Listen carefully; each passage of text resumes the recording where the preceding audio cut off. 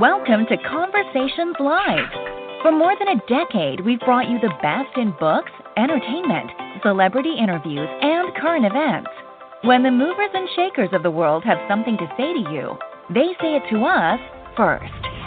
Now celebrating 17 years of broadcasting success, here's your host, Cyrus Webb.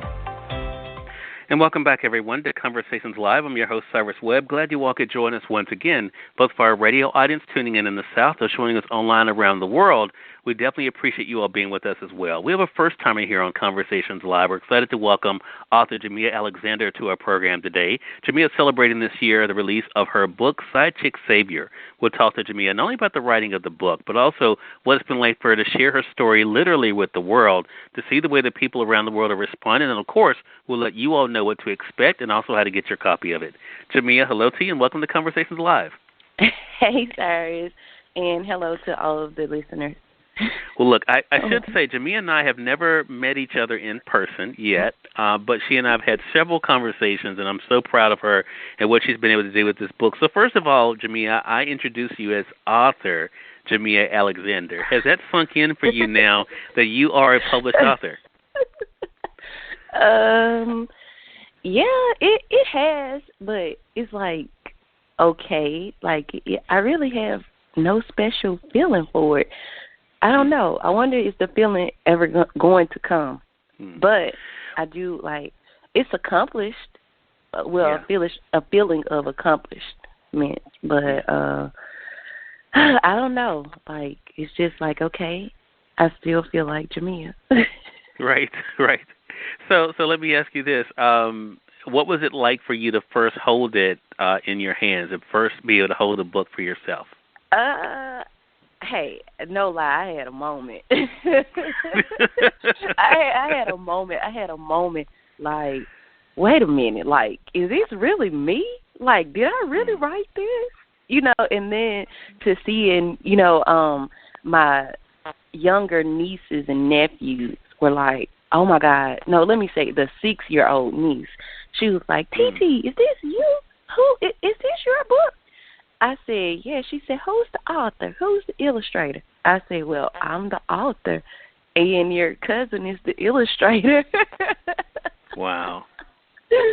So it was like that was a moment for me. Like, it was breathtaking.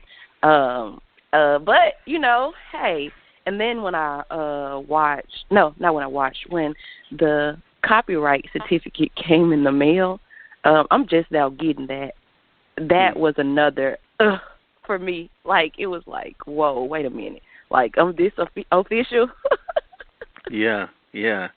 So let's talk about the decision then, Jamiah, because for those who don't know, Side Chick Savior is Jamiah's story. It's not a novel. This is her life. Right. Why did you make the decision that you wanted to share your life with us? Because in this day and time, it's so many people, and not just young people. You see it in the older generations. That are just like hurt from situations, and really from relationships, all types of relationships, from a significant other to the family to the friendship standpoint.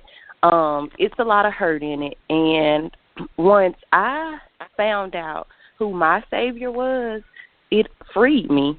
So I'm like, hey, why won't I just tell my story? So, you know, maybe it can help someone else. And that's where, you know, when you get a Savior like Jesus, you have no shame, you don't care what people has to say about you. You're free, you know, and you're able to live your truths. So no matter how much lowdown you have done, you know, how ugly it may seem to you, you have to be happy to give your testimony and live life out loud. So that's what inspired me. Like go ahead, give it to them, you know, because they need it.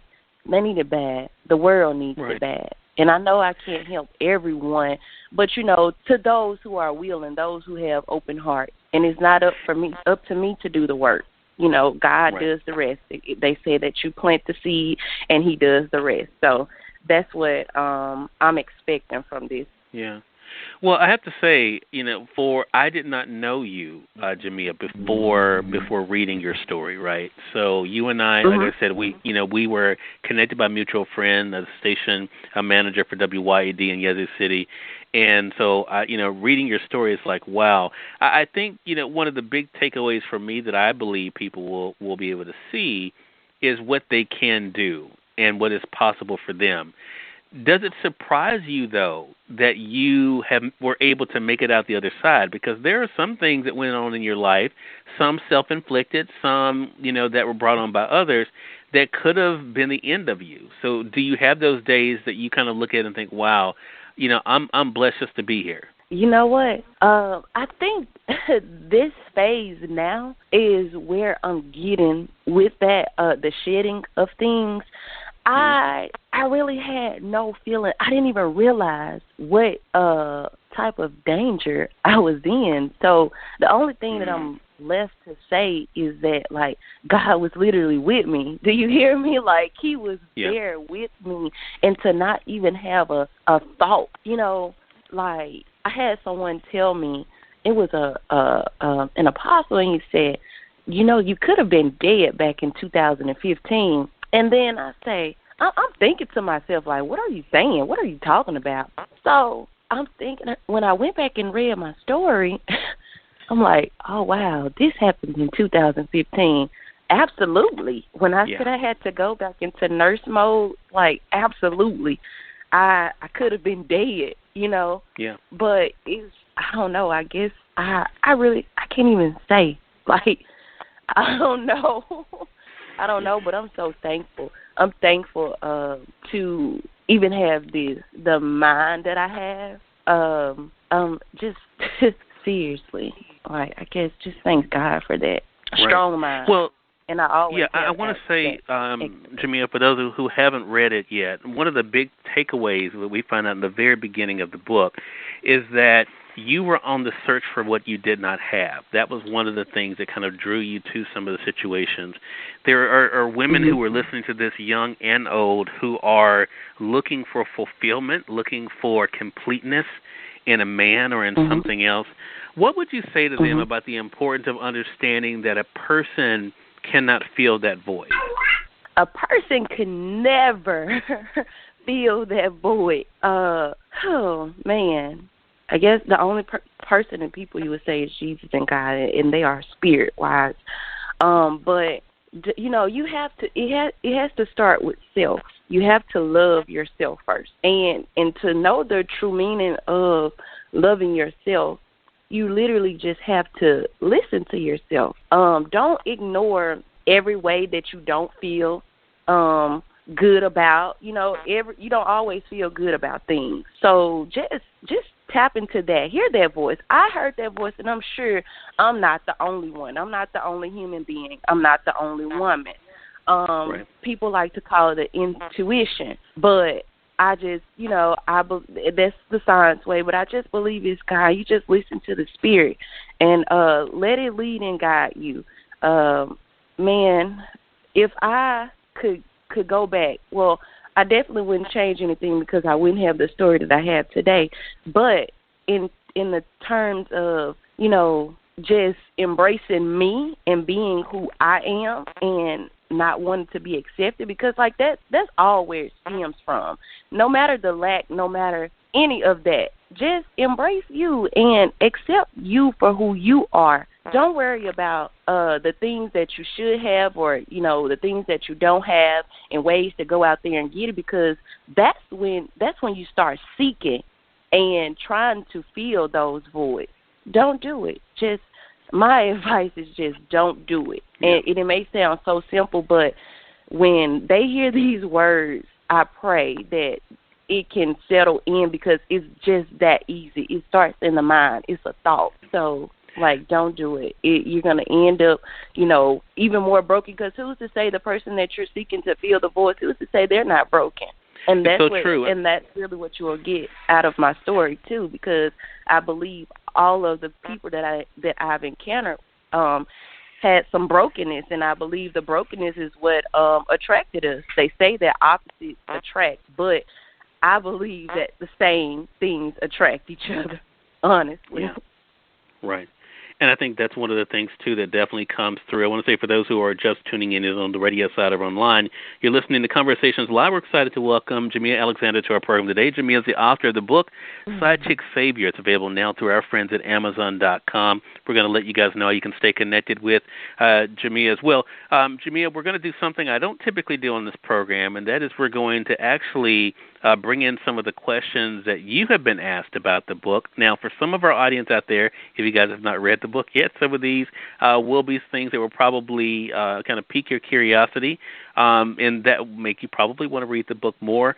So I want to ask you a couple of these questions, Jamiah, and let you answer them for those who have asked them of you. One of the questions is, what issue did you discover within yourself that was a cause for you to not care about your fellow woman's feelings when agreeing to be the cause of her love life being disrupted? With myself, the core issues, it was the lack. It was the lack of having things. Because she used to, like, when she started off attempting to, like, seek me, she used to leave things in my dorm room on my bed, like gifts and things. So I'm looking at it like, okay, if this is that, so I have a need, why won't I just ask, you know?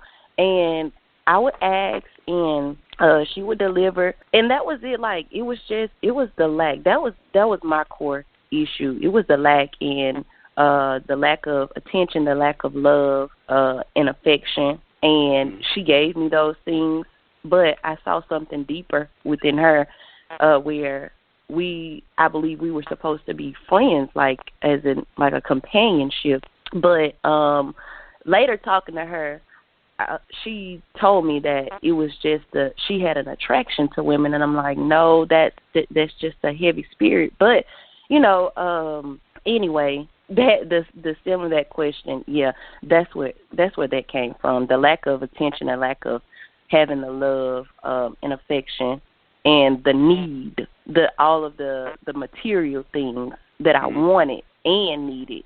She gave those. So I really didn't pay attention to her much. In the beginning, it was basically like towards the end of our friendship that I started to notice things about her, because she was such a private person. Really didn't say much, and it wasn't really like a dating thing. It was just like we would see each other while I'm at school. We'll go out for lunch or catch a movie or something. So it wasn't really intimate. And so I didn't really get a chance to even know things like that, right. Or I didn't want to know, for that matter. Gotcha. Questions used to come up, and I think, okay, well, maybe I should ask her this. Maybe I should ask her that. But you know what? I never even asked. So that was selfish of me. Yeah. So at that point, I guess I could call myself selfish as well. You know, not even thinking about how someone else feels. Right. I'm just going to say, for those who haven't read the book, that definitely is a layer of the story you'll be able to see when you do read it. The next question is a timely one, Jamiah. As October is recognized as Domestic Violence Awareness Month, one of the things that it does come up in the book is the issue of domestic violence. The question is, you know, with people looking at you as being a tough girl, during that time, did you feel weak? Did you feel like you were a weak individual? Whew. Like all of those times, man. Reflecting back, yes, because I would get so angry, like I'm talking about mad angry, to the point where I wanted to see blood from them, you know, from putting their hands on me. But we would always be in a situation where, okay, it's push to shove, you know, we're in the middle of doing something. So you got to get back up and act like nothing has happened to you. That that was I don't know, weak. Yeah, feeling I can't even remember like exactly how, but I'm sure I must have felt very weak. Felt weak. But you know, like she said, the world will probably see me as this tough girl by now. But, you know, I'm the type to never dwell on anything. And I'm so forgiving to the point it's like, okay, when in the story when I mentioned like moving on to the next thing, you know, acting as if nothing has happened. I've literally always acted as if nothing has happened. So in that moment, yeah, I cried, but other than that, no. It was just like, okay, all right. Because not just to say that they were doing things to me, I was hitting back. And then it could be times where I could have been the person provoking. You know, I didn't realize it then. But one thing that we must know when it comes to domestic violence, I believe that, you know, no man should put their hands on a woman at all because a man overpowers a woman. But I do know that there are women abusers out there. So no woman should put their hands on a man. But you know, we just have to realize some of the things that we say. Some of the things that we say can be belittling to a man, and it can strike his ego, or it can touch his heart and make him feel some kind of way. You know, you may be touching on a topic or subject that may be really, hurtful to him. And the only way he know how to react is out of anger. He hasn't reached that point of maturity yet. So you have to know. You have to know when. And you know, sometimes we can go at guys, and I'm just speaking from a woman's perspective. We can go at guys in a such like bashful, distasteful, loud manner, and that's not the way. Like, we should be calm. We should know how to have a conversation. We should seek to communicate and understand and have comprehension from that conversation. Right. But, you know, most people don't have it like that. A woman should be able to cease all types of behaviors with her calmness. So that's something that I have learned. And, you know, I'm not taking away the point of being abused, mentally or physically, but I'm owning up to my end, and I know I'm not the only one. I've seen it done way far too many times, but you know, hey, we just have to know how to go about things. And if it's, you know, I know people are really in bad situations, so my advice would be to just get out, like go seek help because it's there waiting. It's waiting. Even with torturing, you have to take something as, you know, as simple as throwing water on somebody. That is torturing.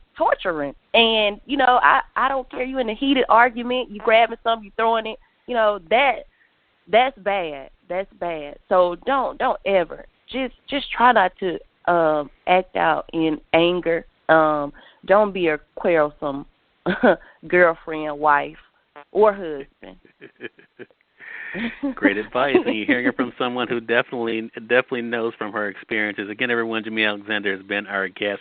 The book is called Side Chick Savior. It's available now through our friends at Amazon.com, so definitely make sure you guys get your own copy of the book there. Jamiah, how can our audience stay connected with you? You can find me on Facebook. I'll be on Facebook at Mia Love. I also have the page Lovelish, Loblish,